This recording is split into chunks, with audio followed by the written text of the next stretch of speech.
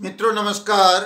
आज हम आपके सामने एक बिल्कुल नवीन जानकारी लेके आए हैं। भारतीय संस्कृति में व्रत और त्योहारों का देश है। यहाँ महिलाएं करवा चौथ का व्रत करती हैं। करवा चौथ का व्रत कब किया जाए, कैसे किया जाए, किस विधि विधान से किया जाए, कई लोगों को पूरी जानकारी नहीं होती है। तो मैं आज आपके सामने पूरी जानकारी लेकर आया हूँ। तो इस वर्ष मेरे हाथ में पंचांग है।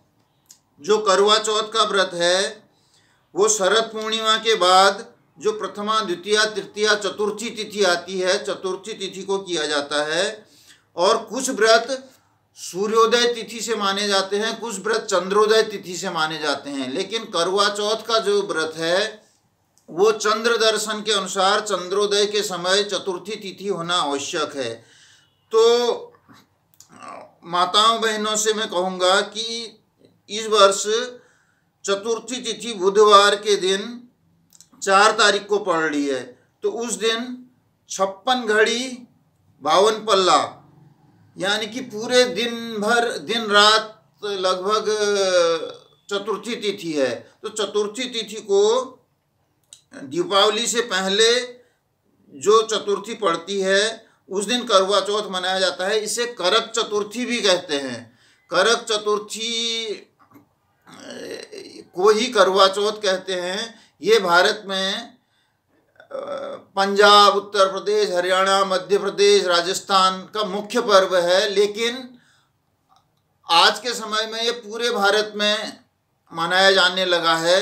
तो इस व्रत का मैंने जैसे बताया पूजा चंद्र दर्शन के अनुसार होती है। रात को जब चंद्र दर्शन होता है उस समय पूजा होती है। इसका पूरा विधि विधान मैं आगे बता रहा हूँ। मित्रों, हमारे ग्रामीण भारत में स्त्रियां, जो ग्रामीण भारत की स्त्रियां हैं वहाँ से लेकर जो आधुनिक भारत की स्त्रियां हैं वो भी इस व्रत को, करवा चौथ के व्रत को बड़ी श्रद्धा और भक्तिपूर्वक बड़े उत्साह के साथ करती हैं। शास्त्रों के अनुसार कार्तिक मास के कृष्ण पक्ष की जो चतुर्थी होती है उस दिन इस व्रत को करना चाहिए। पति की दीर्घायु और अखंड सौभाग्य की प्राप्ति के लिए इस दिन भालचंद्र यानी कि शिव जी के माथे पर जो चंद्रमा होता है वही चंद्रमा गणेश जी के भी माथे पर होता है। तो भालचंद्र गणेश जी की अर्चना उस दिन की जाती है। करवा चौथ में संकष्टी गणेश चतुर्थी की तरह दिन भर उपवास रखकर रात में चंद्रमा को अर्घ्य देने के उपरांत ही भोजन करने का विधान है। वर्तमान में करवा चौथ का व्रत ज़्यादातर महिलाएं परिवार में प्रचलित प्रथा के ही अनुसार करती हैं। लेकिन अधिकतर स्त्रियां निराहार रहकर दिन भर व्रत रखकर, निर्जल व्रत रखकर पानी भी नहीं पीती हैं और रात को चंद्रमा के आने की प्रतीक्षा करती हैं। करवा चौथ के व्रत को कार्तिक मास की कृष्ण पक्ष की चतुर्थी को करक चतुर्थी भी कहते हैं। इसे करवा चौथ का व्रत विधान है। इस व्रत की विशेषता यह है कि इसे सौभाग्य स्त्रियों को ही यह व्रत करने का अधिकार है।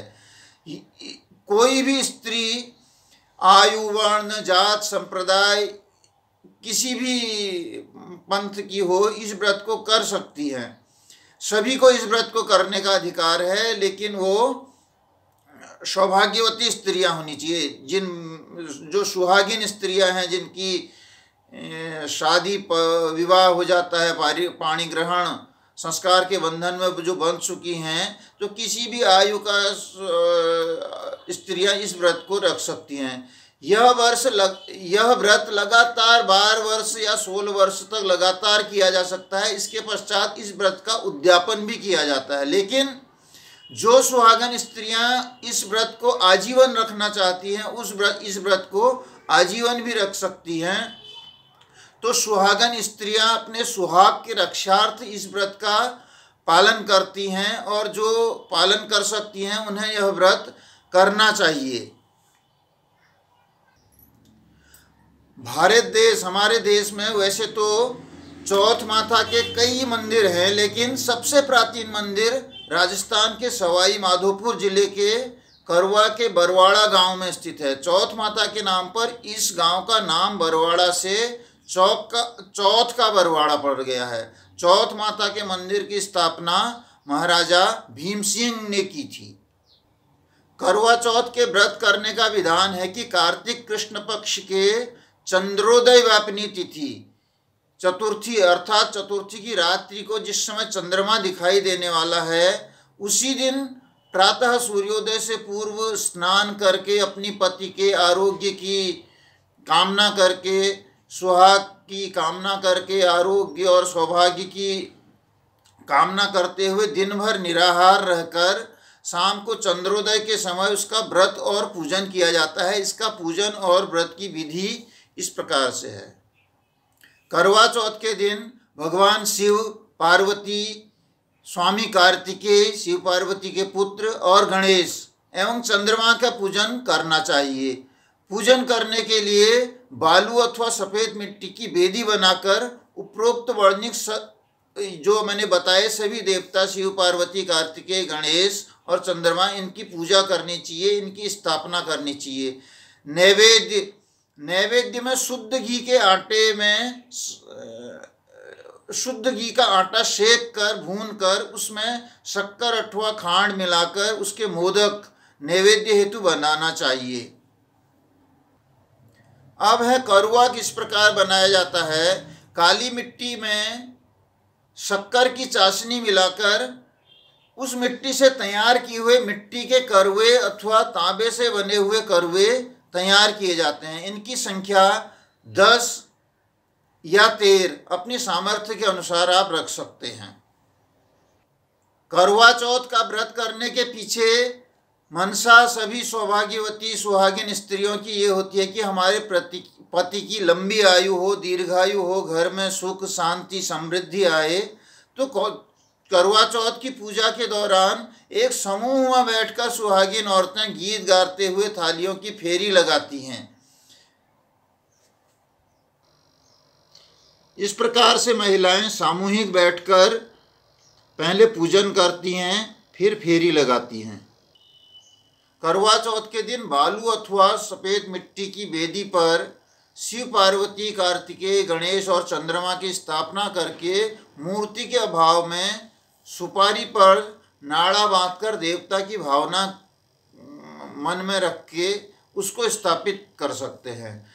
इसके पश्चात यथाशक्ति जिन जिन देवताओं का हम पूजन कर सकते हैं, जो भी हमारे इष्ट देव, कुल देव, ग्राम देव या अपने जो भी देवता अपने संकल्पित हैं, उनकी सभी की पूजा कर सकते हैं। उसके बाद इन मंत्रों का जाप करना चाहिए पूजा के समय, जैसे ओम शिवाय नमः, ओम पार्वत्ये नमः, ओम षड्मुखाय नमः, स्वामी कार्तिकेय नमः, ओम गणेशाय नमः तथा चंद्रमा के लिए ओम सोमाय नमः। इस प्रकार से इन सभी देवताओं के मंत्रों से उन देवताओं का पूजन करना चाहिए। करवों में लड्डू का नैवेद्य बनाकर जो मूर्ति हमने बनाई है, देवता स्थापित किए हैं, उनको नैवेद्य अर्पित करना चाहिए। एक लोटा, एक वस्त्र, एक विशेष करवा दक्षिणा के रूप में अर्पित कर पूजन का समापन करना चाहिए। करवा चौथ के दिन करवा चौथ की कथा अवश्य सुननी चाहिए, अच्छा अथवा पढ़नी चाहिए। तो पढ़ सकते हैं तो पढ़नी चाहिए, सुन सकते हैं तो सुननी चाहिए। सायंकाल चंद्रमा के उगते ही, चंद्रमा के उदित होते ही चंद्रमा का पूजन कर अर्घ्य प्रदान करना चाहिए। इसके पश्चात ब्राह्मण सुहागिन स्त्रियों को पति व माता पिता को भोजन कराएं। सुहागिन स्त्रियां भोजन के पश्चात ब्राह्मण को यथाशक्ति दक्षिणा दे सकती हैं।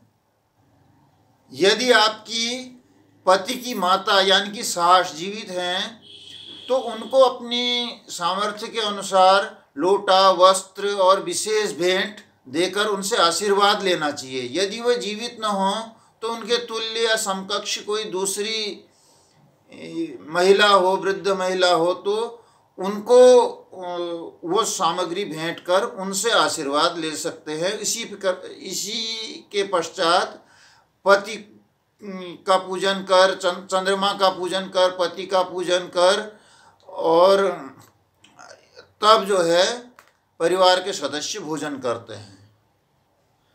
मित्रों, अब मैं आपको करवा चौथ की दो तीन जो प्रचलित कथाएं हैं वो सुना रहा हूँ। आपसे निवेदन है कि वीडियो को अंत तक देखें, तो तभी करवा चौथ की इस वीडियो को देखने का लाभ आपको मिलेगा। तो सबसे पहले जो कथा प्रचलित है, तो बहुत पहले की बात है। एक साहूकार के 7 बेटे और उनकी एक बहन करुआ थी।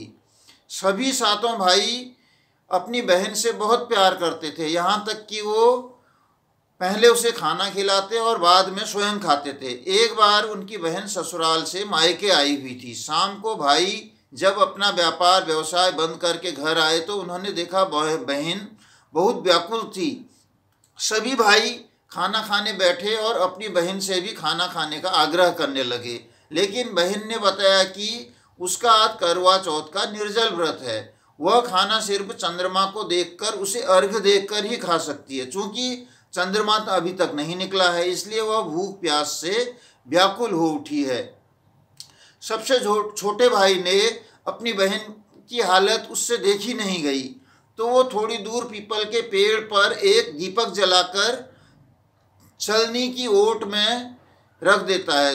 दूर से देखने पर वह ऐसा प्रतीत होता है कि जैसे चतुर्थी का चांद उदय हो रहा हो। इसके बाद भाई अपनी बहन को बताता है कि चांद निकल आया है, तुम उसे अर्घ्य देने के बाद भोजन कर सकती हो। बहन खुशी के मारे सीढ़ियों पर चढ़कर चांद को देखती है और अर्घ्य देकर खाना खाने बैठ जाती है। वह पहला टुकड़ा मुंह में डालती है तो उसे छींक आ जाती है, और दूसरा टुकड़ा डालती है तो उसके मुंह में बाल आ जाता है, और जैसी तीसरा टुकड़ा मुंह में डालने की कोशिश करती है तो उसके पति की मृत्यु का समाचार उसे मिल जाता है। वह बौखला जाती है। उसके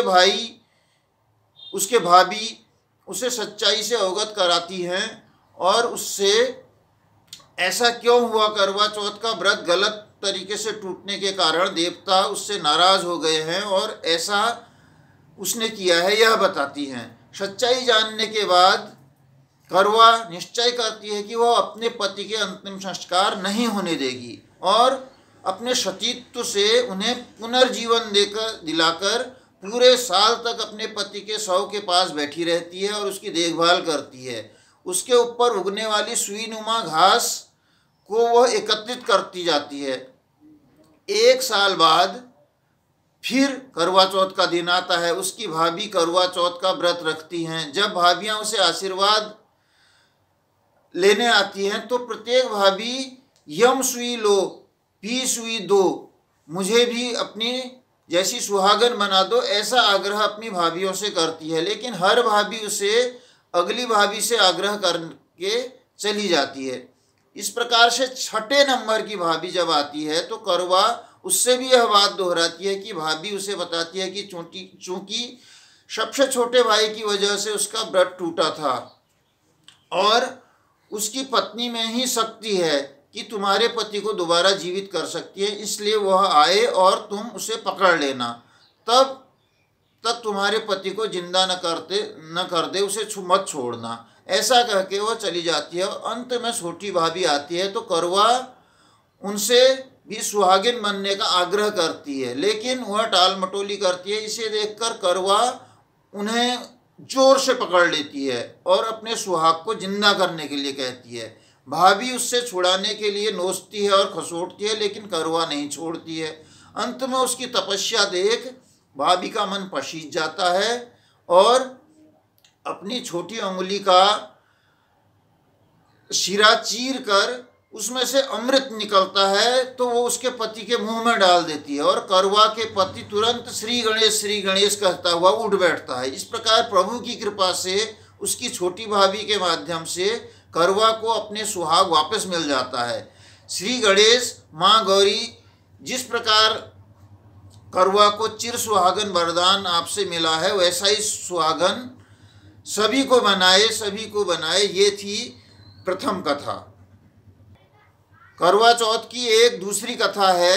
दूसरी कथा का सार यह है कि शाक